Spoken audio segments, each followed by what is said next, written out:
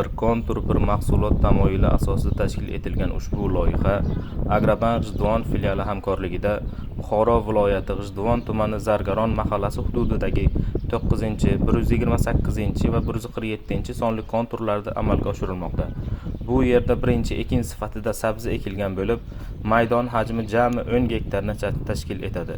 Ushbu 9-chi kontur hajmi 2 gektar bo'lib, uzunligi eniga 100 metr, bo'yiga 200 metrni tashkil etadi. Keyingi 128-chi, 147-chi sonli konturlar 4 gektardan bo'lib, uzunligi 150 metrni, bo'yiga 270 metrni tashkil etadi. Bu yerdagi ekinlar zamonaviy usullar bilan parvarishlanmoqda. Hozirda ekinlar unib chiqish holatida. Ekinlarni yetishtirish 90 kundan 120 kun davomida davom etadi. Yetishtirish jarayonida sug'oriladi, tabiiy va mineral o'g'itlar bilan oziqlantiriladi.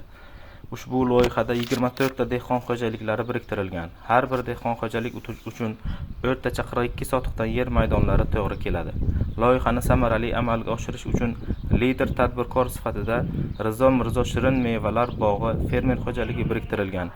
Ushbu loyiha bo'yicha har bir gektardan 30 tonnadan jami 300 tonna hosil olish rejalashtirilgan. Mazkur ekin yig'ishtirib olingandan so'ng ikkinchi ekinga ham yuqori daromadli ekin turini ekish orqali yer egalarining daromadlari yanada oshirib boriladi.